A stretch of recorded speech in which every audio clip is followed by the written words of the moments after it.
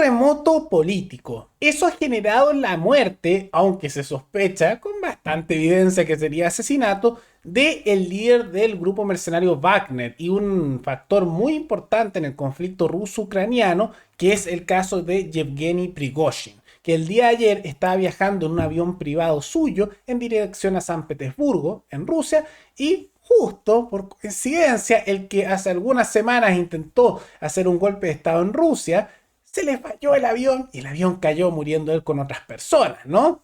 Qué curioso, justo esos accidentes que le pasan tanto a los enemigos de Vladimir Putin.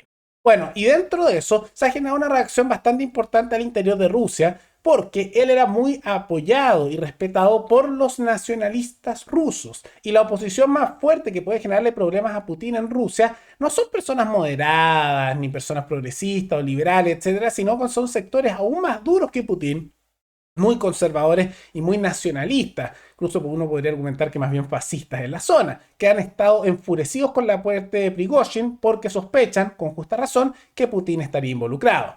Todo eso lo vemos a continuación.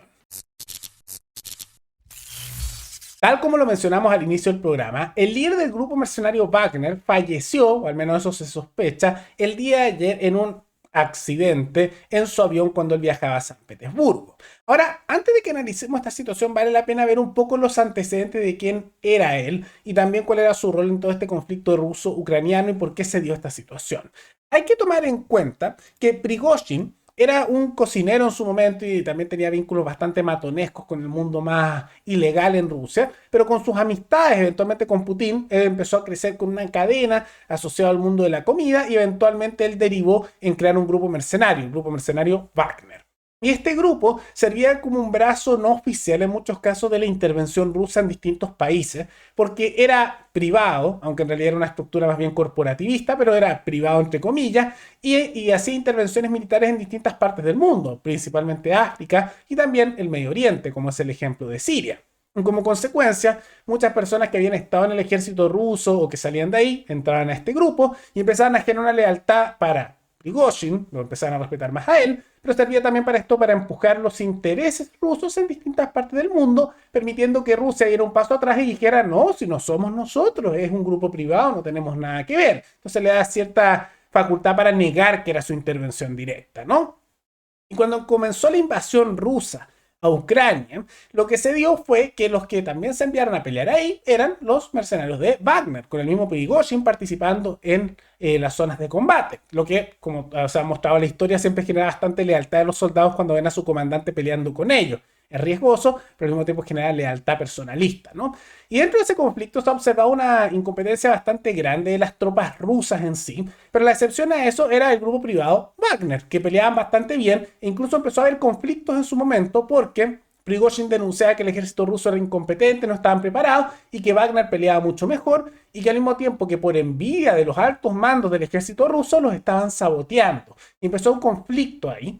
Y eventualmente, que se dio esto hace algunas semanas, recordemos, ante el estancamiento en la guerra ruso-ucraniana y descontento que sean grupos nacionalistas que pedían ir más allá, no terminar con la guerra, sino enviar más soldados, más tanques, incluso un conflicto nuclear, y esos son los grupos que Prigozhin tenía de seguidores, los más nacionalistas, los más radicales en ese sentido, bueno, estaban pidiendo intervenir más. Y empezó a haber conflictos con el comandante en jefe del ejército y eventualmente se dio una marcha hacia Moscú que tenía originalmente el fin de apresar a estos altos mandos del ejército para tener mayor control, pero después derivó de manera algo curiosa en un intento de golpe de Estado, ¿no? Eso fue lo que se dio. Y vimos cómo iban marchando, y esto fue noticia mundial, hacia Moscú en medio de la guerra, hubo incluso algunos muertos, pero eventualmente esto se paró cuando estaban a unos kilómetros de Moscú por la intervención del presidente de Bielorrusia, aunque más bien su dictador, Lukashenko, que dijo que habló con Prigozhin y logró llegar a un acuerdo también con Putin, y eventualmente el grupo Wagner se fue a Bielorrusia, y a Prigozhin se supone Putin no lo iba a perseguir ni nada, y empezaron a hacerse ciertas purgas internas, pero no se lo tocaron a él directamente. Y eso es lo que había pasado. Pero curiosamente, eso se mostró que no era tan así. Los que han sido enemigos de Putin y tienen una historia de o traicionarlo o amenazar sus intereses, tienen la tendencia de sufrir Accidentes, como caer de ventanas muy altas, que justo se te corten los frenos del auto, si eres un periodista que ha filtrado cosas de corrupción, que justo te envenenaste tomando un café, o en el caso de Prigozhin, que justo viajando a San Petersburgo su avión se falló y se murió. O sea, cosas que le pasan a los enemigos de Putin, qué mala suerte, ¿no? Puras coincidencias, puras coincidencias. Bueno, y todos por lo mismo sospechan que es bastante evidente que Putin, a través probablemente del servicio secreto ruso, lo mató, porque fue alguien que intentó derrocarlo en su momento y amenazó sus estructuras de poder, entonces lo mató. No fue inmediato en su momento, pero esperó un tiempo y se lo eliminó. Y esto es la versión que también están viendo muchos que son de los sectores más nacionalistas rusos, y especialmente el grupo Wagner, que ahora se quedó sin su líder, pero en sus grupos de Telegram del grupo mercenario Wagner, que es un ejército privado con decenas de miles de personas y mucha experiencia militar, y también en grupos nacionalistas, están desatados, están muy furiosos y están amenazando que va a haber represalias, porque sospechan, como la amplia mayoría del mundo, que Putin lo mató. Y ellos están muy molestos porque para esos sectores, recordemos, ven a Putin como un tibio, un blando, como alguien que no se atreve a ir más allá. Y hay que tomar en cuenta que en Rusia ha crecido mucho esto que llaman los Z, ¿no? Que son personas aún más nacionalistas, ha crecido mucho también una especie de fascismo en su versión rusa que ha crecido bastante. Dugin ahí tiene también su influencia, un elementos muy conservadores y que consideran que hay que ser más militarista, expansivo y que Putin no es lo suficientemente duro en estas materias. Y eso era lo que Prigozhin representaba para muchos de ellos. Entonces, que Putin lo matara significa que se van en contra de lo que veían como un héroe que peleaba en la zona de combate con ellos, pero también que lo veían como alguien mucho más firme y duro de lo que era Putin. Y eso genera problemas, porque a nivel interno en Rusia, la oposición real de grupos, por ejemplo, más democráticos o liberales o progresistas o de que quieren un sistema más occidental es prácticamente nula. Ya ha sido eliminada. Los que sí pueden presentar una cierta amenaza a las estructuras de poder de Putin son otro sector que ha crecido con el tiempo, que son los nacionalistas y los sectores más fascistas, que sí tienen cada vez más poder y están muy vinculados a estructuras militares también. Y el mismo Putin los ha hecho crecer porque le ayudó para empujar originalmente su guerra contra Ucrania, pero a medida que se ha ido extendiendo, esos grupos crecen y Putin empieza a tener una situación más frágil.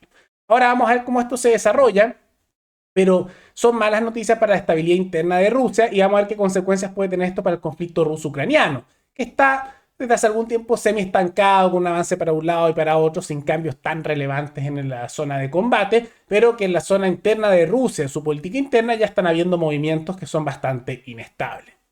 Pero más allá de todo eso, ¿qué creen sobre la muerte de este líder del grupo mercenario Wagner? ¿Creen que es un accidente, como dicen los medios oficiales rusos, o sospechan, como la amplia mayoría de las personas, y también es mi caso, que fue asesinado por Putin por intentar sacarlo del poder, que era algo más bien esperable? ¿Cuál creen que es la versión real? ¿Y creen que esto afecta las estructuras de poder internas de Rusia con sectores armados que tienen incluso ejércitos internos?